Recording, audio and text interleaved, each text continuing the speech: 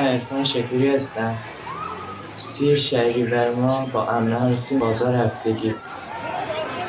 دیدم شلوغ، کنجکاو شدم، رفتم نزدیک، دیدم یکی اونجا افتاده. دوست بابام بود، من خودم شناختمش. جمهوری اسلامی علاوه بر اینکه خیلی از هموطنان ما رو کور کرد و یا به قتل رسوند، زندگی رو هم بعد از اون جنایتی که در حقشون کرد واسهشون زهر کرد، واسهشون سیاه کرد و آرامش و آسایش رو ازشون گرفت. مهمان امروز برنامه وضعیت قرمز عرفان شکوری، نوجوان 13 ساله است که در شهریور 1401 جمهوری اسلامی چشمش رو ازش گرفت و پدر محترمش موسی شکوری که در حال حاضر از ایران اومدن بیرون و در کشوری دیگر دارن زندگی میکنن. من اعلام نمی کنم در چه کشوری هستن، اگر خودشون دوست داشتن میتونن بگن.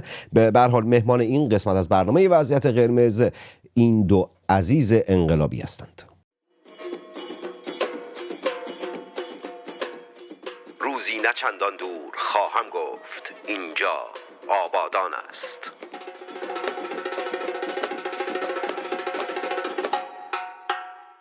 عرفان، با تو شروع میکنم. الان سلامتی در چه وضعیتی؟ چشمت چگونه است؟ چه اتفاقاتی واسه چشمت افتاده؟ درمان کردی، درمان نکردی؟ چگونه است وضعیتت الان؟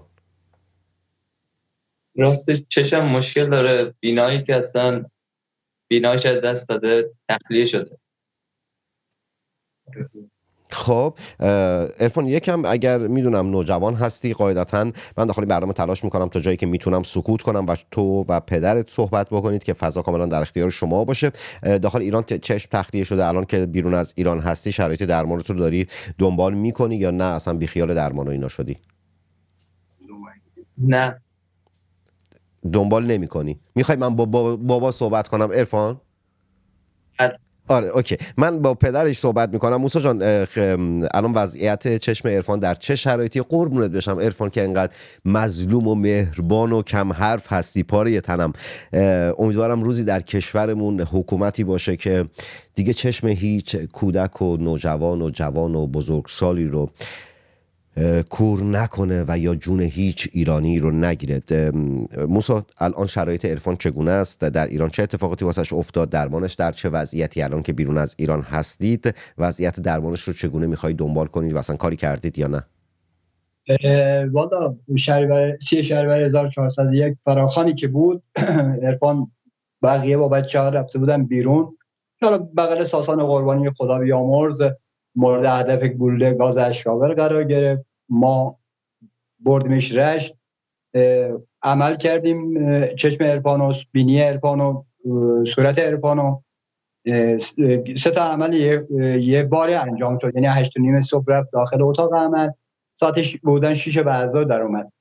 من چند بار عرفانو بردم تهران برای پروتز که هر بار رفتم برگردوندم برای عمل زیبایی. اولین بار توی رشت عملش کردم، از مخاط داخل دهنش برداشتن، زیر چشش گذاشتن تا چشش پلک پایین بیاد بالا. باز درست نشد، دوباره دکتر بردمش تهران، یه دکتر تو تهران عملش کرد، پروفسور رجبی، طاهر رجبی. باز برای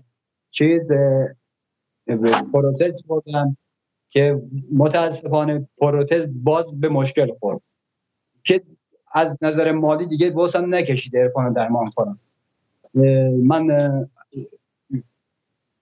دی ماه 1401 بود، با شبکه من تو مصاحبه کردم، اطلاعات من خواستن، یعنی وزارت اطلاعات سپاه و اطلاعات نیروی انتظامی. حتی دادسرا رفتم، قرار بود برم زندان که حالا نمیدونم کی بود زنگ زد به دادستان، گفت بعد از ظهر بیاد که ختم به خیر شد، زندانی نشدم.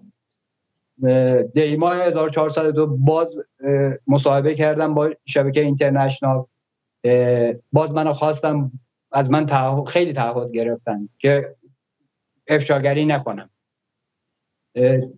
شب انتخابات ریاست جمهوری بود، مجلس شورای اسلامی و مجلس خبرگان بود، من عکس عرفانو گذاشتم، گفتم نوشتم به خاطر عرفان پسرم و بقیه کسانی که توی ایران کشته زخمی شدن به ناحق رنگ نخواهم داد، که باز کاریم نداشتن. ولی 3 فروردین 403 توی کوچه خلوت توی شهرستان رضوانشاه منو گرفتن. حالا نمیدونم کی بودن کجا کیا بودن، من توی ماشین انداختن، یه جایی بردن مفصل کتکم زدن که فکم شکست، دندونای نیش بالام شکست. بعد ناچار شدم دیگه از ترکیه بیام ترکیه هم یک کشور دیگه. ببینید من 2 کشور عوض کردم به خاطر امنیت، چون میدونم اطلاعات سپاه دنبالمه. خب نگاه کن موسی، یه لحظه وایسا که منم ازت سوال بکنم. لطفاً ازت خواهش میکنم در گفته‌هات مواظب باشی که الان کشور سومی که الان هستی رو به هیچ عنوان ذکر نکنی و بیان نکنی. به هر حال حریم شخصیت باید حفظ بشه، مسائل امنیتی ازت خواهش میکنم رعایت بکن. بعد خیلی خوشحالم از اینکه در مصاحبه‌ای که الان با من داری میکنی بعدش اطلاعات سپاه یا جای دیگه نمیخواد، چون دیگه در ایران نیستی که بخوان اذیتت کنن. در نتیجه خیلی راحت میتونی صحبت بکنی. در مورد بحث هزینه‌هایی که انجام دادید واسه عملهای عرفان که چشم تخلیه بشه و اتفاقاتی بیفته، همه رو از جیب دادید یا اینکه نه دولت کاری کرد؟ اصلا پرونده چطوری شد؟ اونا چی گفتن؟ اصلا شکایت کردید شما نکردید؟ یکم در این مورد صحبت کن تا بعد برسم من چشم عرفان تخلیه کامل نکردم به امید باز بینایی دوباره. بعد عرفان دکتر پورسید برگشتم به من گفتم برو تهران. من بردم پیش استادش، گفت که خانم پورسید که میدونست چشمش بیناییش بر نمیگرده، شما چرا اومدین اینجا؟ حالا تو من چشم عرفان کامل خلاصه این که عرفان تخلیه نکردن و اینکه به ما گفتن تو اداره اطلاعات سپاه برام گفتن حق شکایت با یا حرفی جایی زدن رو نداری، باید خفه بشین. یعنی اگر بخوای کاری بکنی خودتو میگیریم، نشد پسرتو میگیریم. منم به خاطر همین یه مقدار توی ایران که بودم خیلی چیزا رو نمیگفتم. حالا تو این کشورم که هستم واقعیت رو نمیگم، نمیتونم اون چیزایی که اتفاق افتاده باز بگم، باز میترسم. چون نه موسی نگاه کن، از چیزی نترس. اصولا وقتی که بیرون از ایران هستی اونها دیگه اتفاقی یعنی نمیتونن کاری بکنن. عملا از طرف دیگه تجربه نشون داده هر وقت افراد اومدن صحبت کردن، افراد اومدن افشاگری کردن، اومدن واقعیت ها رو گفتن، فشارهای امنیتی بر اونها کمتر شده. باز من اصراری ندارم چون در شرایط شما نیستم. من به عنوان یک روزنامه نگار فقط میتونم توصیه بکنم و بگم آقا شرایط این گونه است و میتونی اطمینان داشته باشی. به هر حال هر چیزی که خودت دوست داری و فکر میکنی که درسته رو بگو. یکم در مورد هزینه ها بگو که هزینه ها رو اصلا شغلت چی بوده که اینقدر تونستی؟ کسی کمک کرد، کمک نکرد؟ اصلا خود دولت اومد مثلا از لحاظ بیمه و اینا شرایط چجوری بود؟ همه رو آزاد حساب کردی؟ یکم در مورد این مسائل بگو تا کم کم بیام واسه مشکلاتی که برای خودت در ایران به وجود اومد که سبب شد که با عرفان از ایران خارج بشید. ببینید توی ایران روزی که اولین روز شبی که من رفتم بیمارستان امیرالمومنین رشت، یه جوونه‌ای بودن 24-25 ساله بود که کد ملی رو می‌نوشت. ما حق استفاده از هیچ نوع خدمات درمانی دولتی رو نداشتیم. من کلاً توی ایران برای عرفان 465 میلیون تومان فقط هزینه کردم. حالا دست دوستان درد نکنه، یه مقدار آقای یکی از دوستان آره اسم نبر لطفاً. اونم بیرون از ایرانه ولی خب حالا اسم نمیبرم. 85 میلیون ایشون به من کمک کردن و یه خانم دیگه که دختر شهید هستن و اونم بیرون از ایرانه، 48 میلیون ایشون کمکم کردن. بقیه رو از جیب با کارگری، من کارگری میکردم، خرج عرفان رو دادم. حالا باز اگه سوالی داریم من در خدمت. عرفان تنها فرزندتونه؟ من 3 بچه دارم، 2 دختر یه پسر. دختر بزرگم ایران شوهر کرده که 2 بار اطلاعات خواستش ازشون خواستن. یعنی ببین برادر خودم، تن خودم رو مخ عرفانه که عرفان برگرد ایران، باباتم به خاطر تو برگرده ایران. بعد اطلاعات اینو ازشون خواسته، ظرف 6 ماه ما رو برگردونن، هر جور شده به هر نحوی شده منو برگردونن. نهایتش حکمی که میگم بهت میدیم 15 ساله. ببینید من جرمم رابطه با شبکه‌های معاند، تبلیغ علیه نظام و خیلی چیزای دیگه است. خودم میدونم اینا رو. پام برسه ایران 15 سال که ساله درجا من آویزون میکنن. حالا بچه عرفان که هیچ. خب میخوان عرفان رو برگردونن، گروگان بگیرن که منو بکشونن ایران. من الان با دختر کوچیکم و عرفان اومدم ایران، اینجا الان اینجام و چشم عرفان شما پرسیدین توی اینجا چیکار میکنیم؟ من هیچ دسترسی به دکتر ندارم چون هزینه اینجا خیلی بالاست و من کاری ندارم که اینجا بکنم، بتونم اجازه کار ندارم که اینجا کار بکنم که بتونم به عرفانو ببرم دکتر. من تلاشم اینه که صدام به یک گوشه یه نفر برسه، یک جامعه جهانی برسه که بتونم از این کشور به یک کشوری برسم، کشور هم برسم. امیدوارم که از طریق برنامه، از طریق مجله تصویر سینمارکس و این مصاحبه‌ای که دارم باهاتون انجام میدم، ایرانیانی که میتونند حالا چه کار اقامتیتون یا کمک‌های دیگه بهتون بکنن، مخصوصا در مورد معالجه عرفان، این کارها رو انجام بدن. به هر حال بچه‌هایی که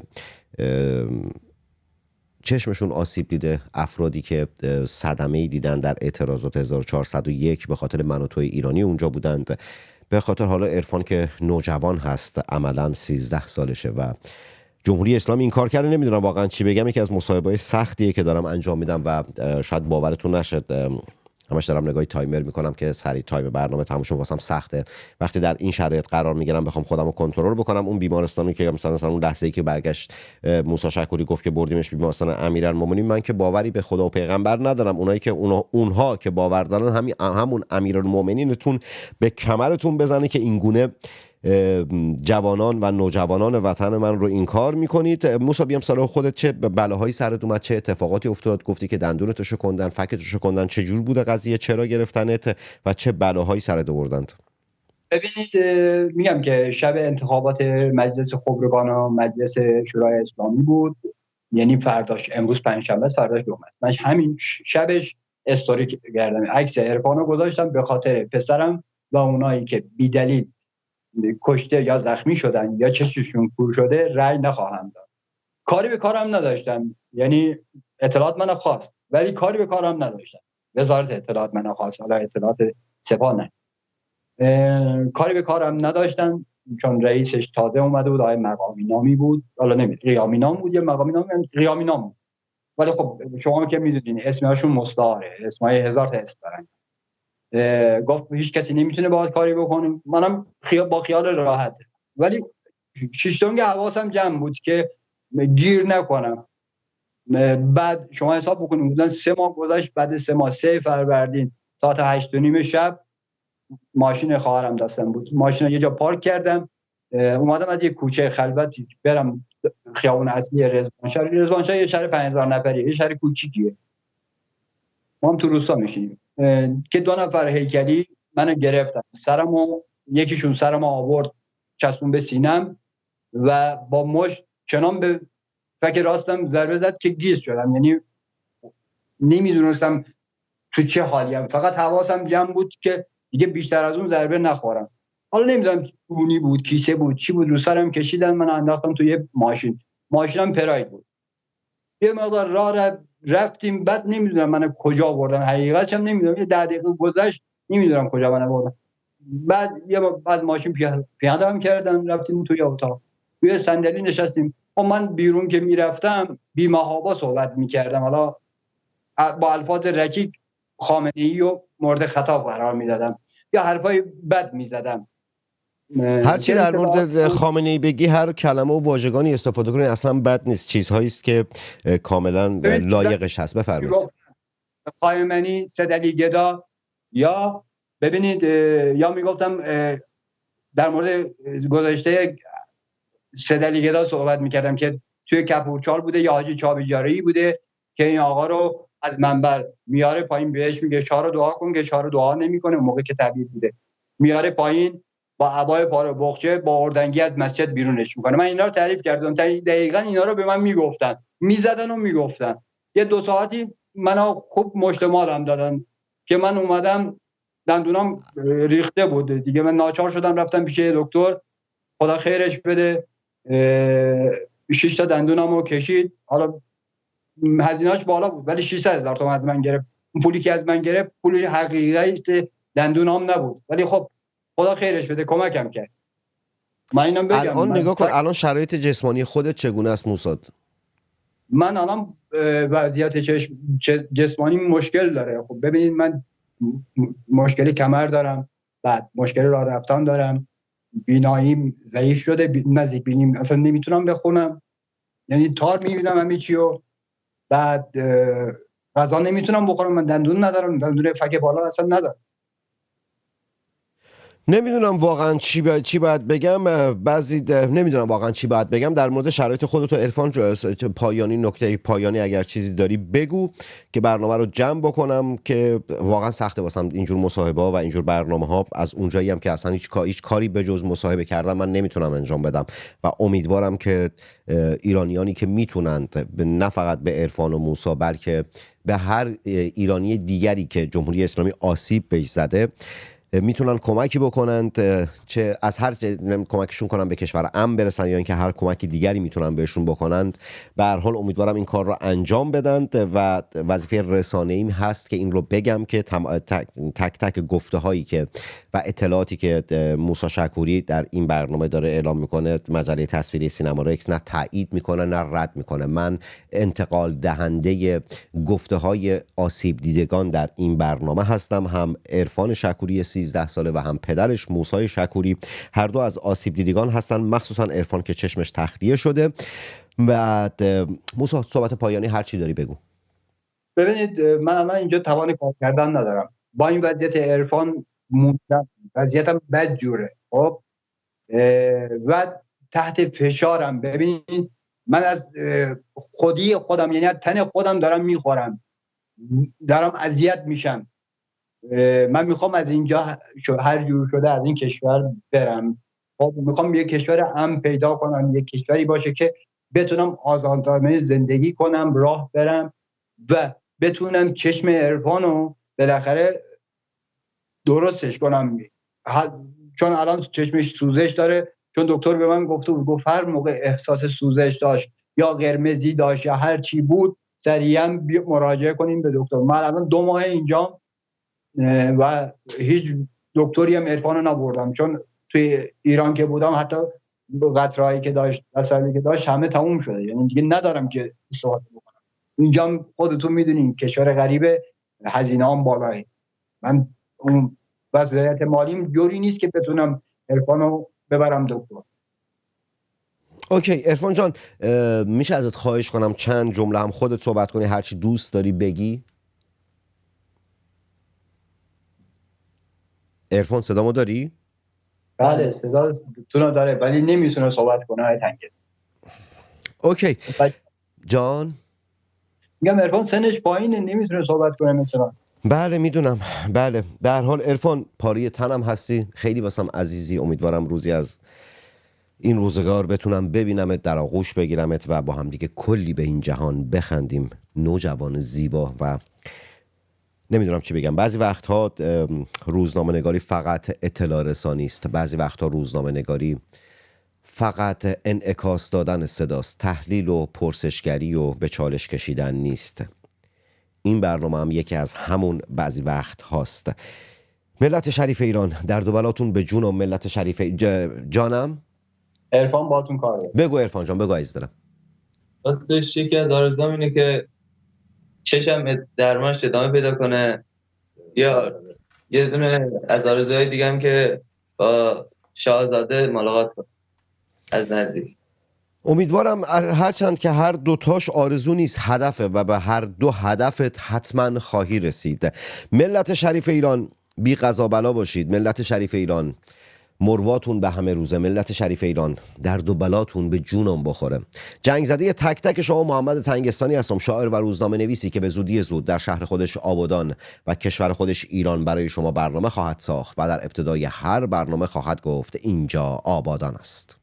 علامتی که همتون میشنوید اعلام خطر یا وضعیت قرمز است و معنی و مفهوم آن این است که حمله هوایی انجام خواهد شد. محل کار خود را ترک و به پناهگاه بروید.